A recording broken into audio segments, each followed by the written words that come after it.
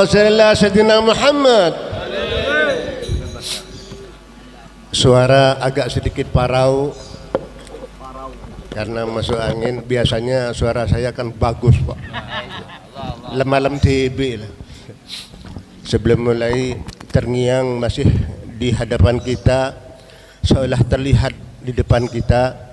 Mohon bantuan dan keberkatnya suratul Fatihah. Mudah-mudahan di dalam perjuangannya bersama dengan ridha Allah, Habib Alwi bin Syauqi bin Alwi Al-Habsyi, mudah-mudahan dalam menuntut ilmu oleh Allah diberikan keberkahan ilmunya dan kelak bisa kembali bersama kita lagi, amin.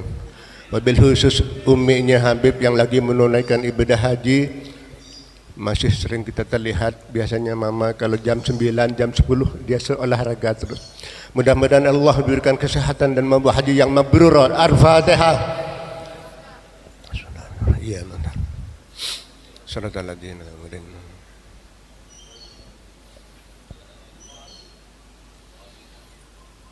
Baik, assalamualaikum warahmatullahi wabarakatuh. Hamdan yuafi ni'mah wa yukafi majidah. Ya Rabbana lakal hamdu kama yanbaghi li jalali wajhika wa 'azim sultanik. Allahumma salli wa sallim ala sayyidina wa maulana Muhammadin wa ala alihi wa sahbihi wa man tabi'ahum fi ihsanin ila yaumiddin. Qala rabbi israh li sadri wa yassir li amri wahlul 'uqdatam min lisani yafqahu qawli. Amma ba'du.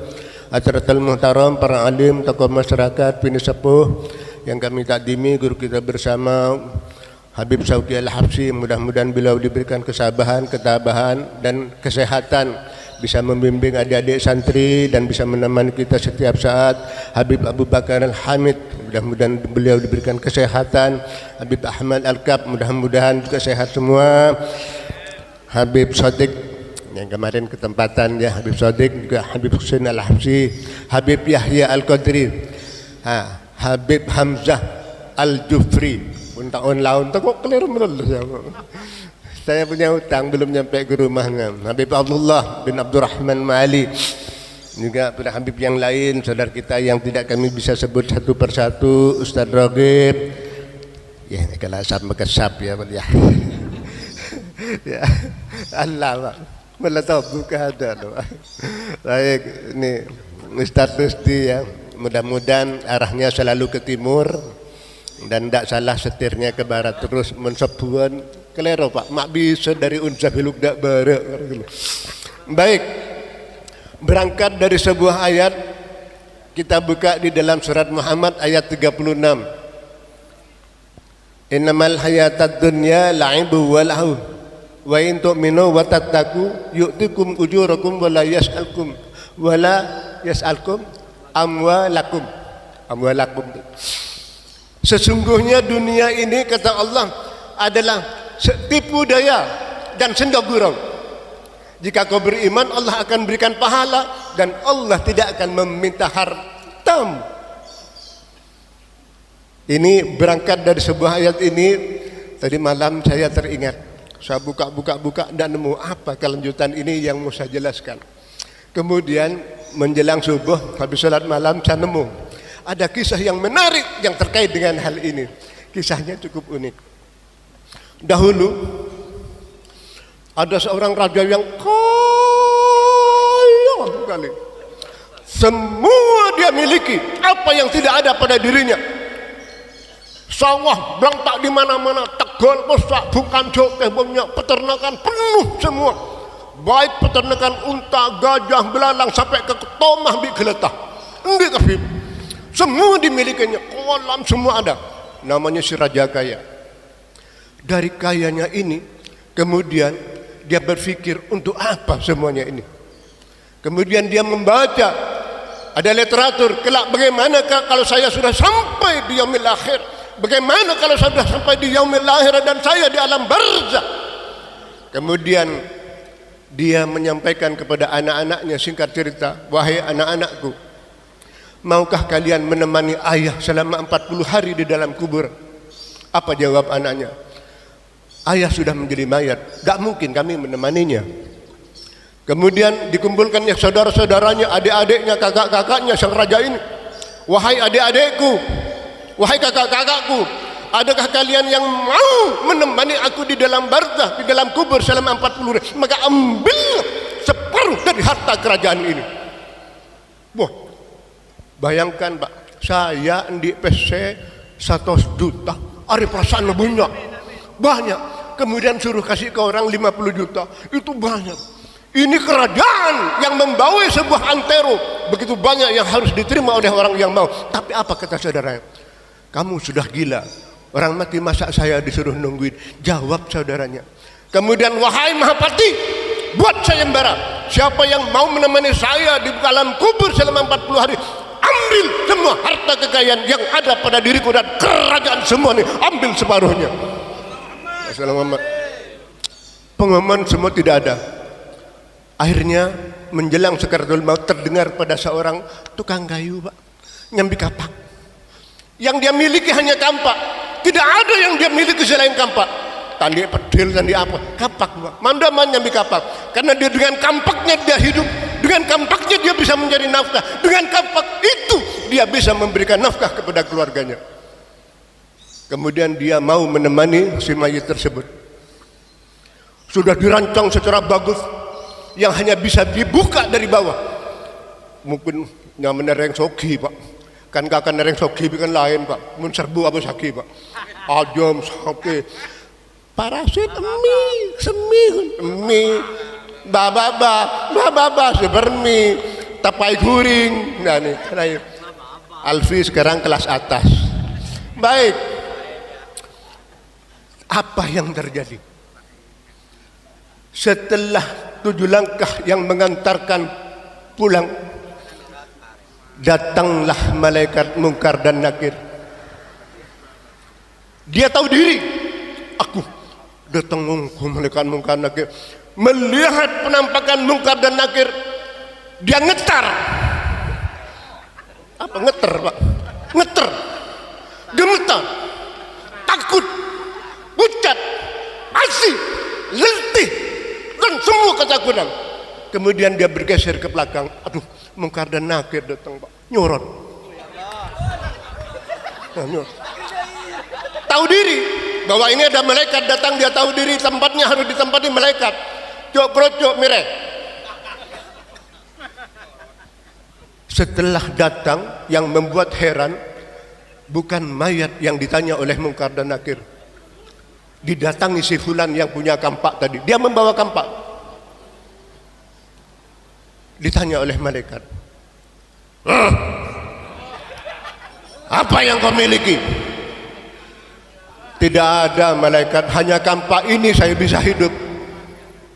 Oh gitu, pulang Pak malaikat. Heran ya, aduh alhamdulillah, mak kok saya tanya mak beniman saima ya. Astagfirullahaladzim. Besok malam datang lagi. Dari mana kampak itu kamu dapat? Saya beli malaikat dari uang saya. Betul? Oke. Pulang malaikat. Pak, malaikat pulang. Ini ngetar 1 hari, Pak. Orang timur bilang tak kincing. Tak kincing, Pak. Terkencing-kencing. Habis itu besok malamnya ketiga datang lagi malaikat. Bukan yang ditanya yang si raja yang didatangi, tapi yang pemegang kampak yang menunggui orang mati itu yang ditanya lagi. Dari kampak itu kamu untuk apa?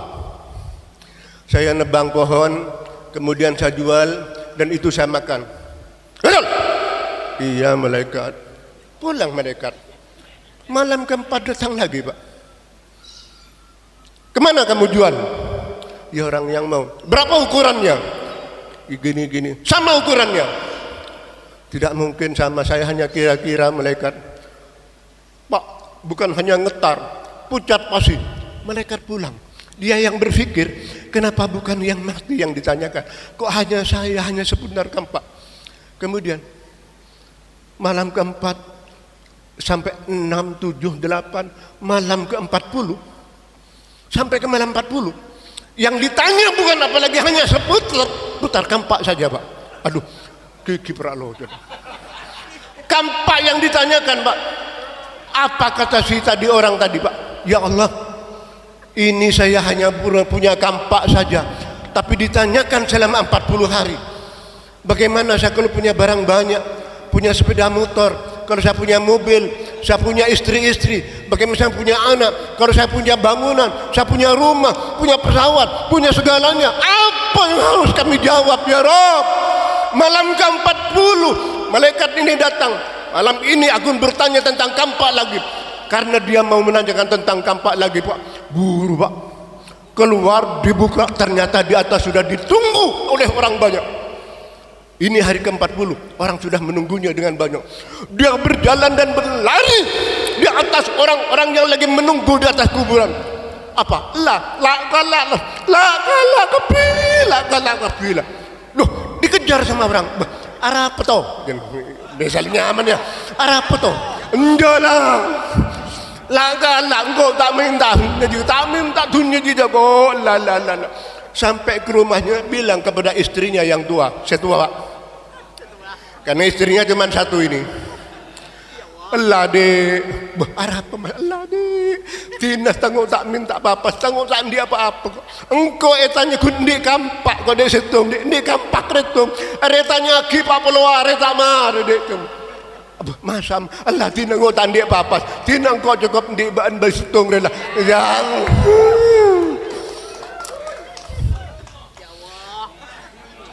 sebini dua, tak nyaman.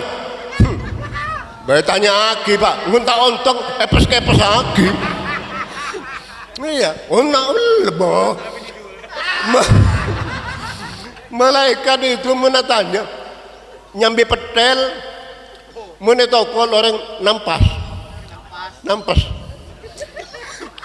Dibulatkan kembali, nampas balai Pak. Muntah cukup, epes-kepes lagi. Singkat cerita, istrinya pun memahami bahwa dunia adalah sebuah permainan dan sendagurau. Semua tidak akan dibawa mati, hanya titipan ilahi.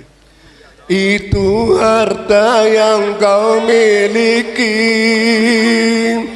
tidak akan kau bawa mati. Itu harta yang kau miliki, hanyalah titipan ilahi. Mengapakah dirimu begitu kikir pada orang? Sudah apa jangan ada lane ini saya ditanya Pak Arama nyanyi lagu Rumah Irama itu adalah dakwah yang paling mengena untuk kita semua. Wassalamualaikum warahmatullahi wabarakatuh. Kale.